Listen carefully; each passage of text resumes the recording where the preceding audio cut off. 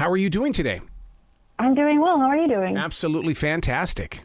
Before we even get started, please share with me the phone number, that hotline, because we're all so programmed right now to call 988. Is it the same? No, this is a different number. 988 is a fabulous number to know, but our number is specifically for farmers. Which is a great connection, because I grew up in the state of Montana, and we would always be down there in Ranchester, Wyoming on my uncle's ranch. And, you know, you never ever thought about what they went through. You heard of the storms, but that was in nature. It wasn't in mental conditions. Yes, that is so true. That's awesome that you grew up in Montana. But the Farm Aid number is 1-800-FARM AID, and it's our hotline, all staffed by people who are familiar with farming and the realities of what it is to be a farmer. And like you're talking about, the unique struggles that farmers face. We found that it's easier for farmers to talk to people who are more familiar with the culture around farming and the struggles that they experience.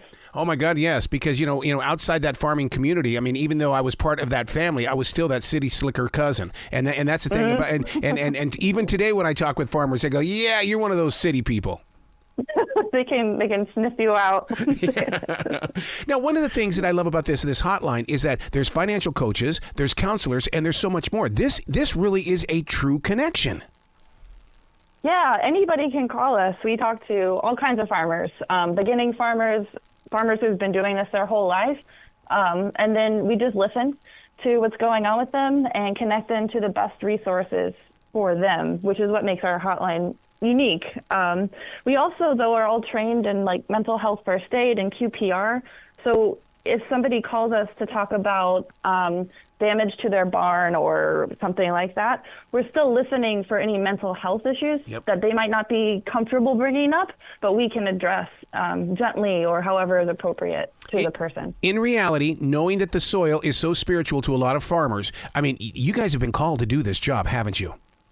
Oh, definitely. We all feel very passionately about this work, and just farming is farming and food systems are, just so special to all of us and important. And the fact that you're talking about it is so special. And the reason why is because the average person does not understand what farming is today. We just show up at the grocery store or we go to the farmer's market. No, there is a seed before it gets to you. Totally. And where did that seed come from, too, is it something people don't think about. There's so much at every stage of farming and the food system process, for sure. It's easy to forget that when the food is just there on the shelf in a grocery store. I'm glad that you brought up the new farmers. And the reason being is because there's a lot of people that are just getting into it, or it's going to be like my family. And that is that the kids grew up and they're now taking care of the farm. And once again, my uncle never talked about the mental conditions or the financial conditions, but they got to be going through it. Exactly. Yeah, no, farmers, there can be a lot of shame around bringing up, financial issues with your family. Farmers will maybe not even talk to that about with people closest to them because their identity is so tied into their work. Yeah. One of the struggles that we did have was irrigation. And I know that my uncle used to have struggles with my cousin. It was over my uncle wanted to do the tube and pipe thing, but my cousin wanted to upgrade it with the gigantic machines. That's one of the things that a lot of people don't realize is that something as simple as irrigation gets into the soul of a farmer.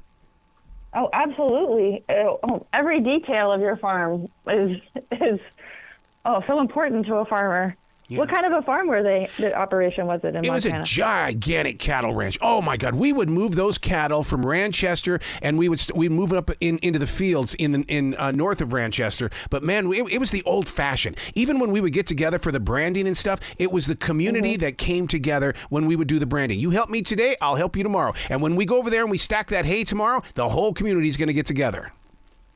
Yeah, that's so beautiful. That's something we really love about a lot of the rural communities and the way that they come together. But it's shocking there's still so much isolation and privacy as well, despite all of the community and the support networks that there are. And I can't imagine the human imagination out there on that. When you talk about that, the isolation, yes, it is. It is very much alive there. Very much alive. Especially a lot of younger farmers face that. They'll go, leave their support networks, maybe with a partner, and go out and access land and start a farm, but then they don't have a community they can click into. But there are organizations and resources like the National Young Farmers Coalition that exist to help try to ameliorate that and build community among young farmers. Also, the census data came out recently and is showing an increase in younger farmers, which is really exciting. It's almost like you guys are the old grocery store that the farmers would meet at, and because they can call you guys on the Farmers AIDS hotline, and they can talk it out, and maybe get you can show them ways to get involved even with 4-H or anything like that.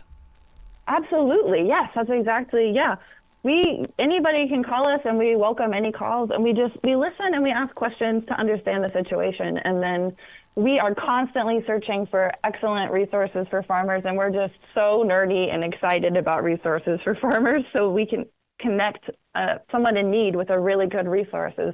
The reality shows that we're starting to see on TV that deal with farming, is that a hinder, or is it kind of promoting? Hey, come join our team. That's a great question. I think it's a blend. I think insofar as it's raising awareness about farming, it's good, but I think there can be a lot of nuance lost in the conversation. So it depends on how people, think about what they're watching and interrogate it, I suppose. But I'm all for people raising awareness about farmers, but I'm just oversimplifying it can be kind of dangerous, I suppose. Farmers are very few with words. I remember I'd ask a question and I'd get the typical answer, pert near. Pert near what? Yeah, I need an answer. Pert near. We're going to settle on that. We're pert near.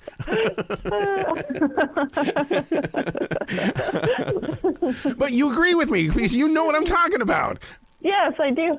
Yeah, that's like a part of what I love about our hotline is because we know that it can be difficult for farmers to open up and share. We can talk to them about something like a seemingly tangential conversation about irrigation, right? And then you can build connection through that commonality and maybe invite mental health, if that's relevant, into the conversation, or finances into the conversation when those are like more difficult to talk about.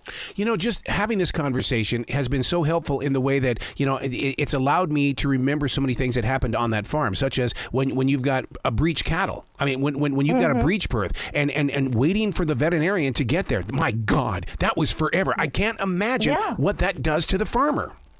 Oh, absolutely. The constant stress and the feeling that your personhood is tied to this operation, this farm, which is a business, but it's also your identity. And I just that is something that I think cannot be stressed enough. It's not just a career, it's a way of life. Have farmers changed in the way? I remember getting on the horse and we would go out into the fields. Now they got those darn ATVs. I think there's a disconnection here because of that. There is a lot more technology in farming than there has been. I think some people, like you're saying, the disconnect between present day or the average person in agriculture, people don't realize how much technology there is in farming now.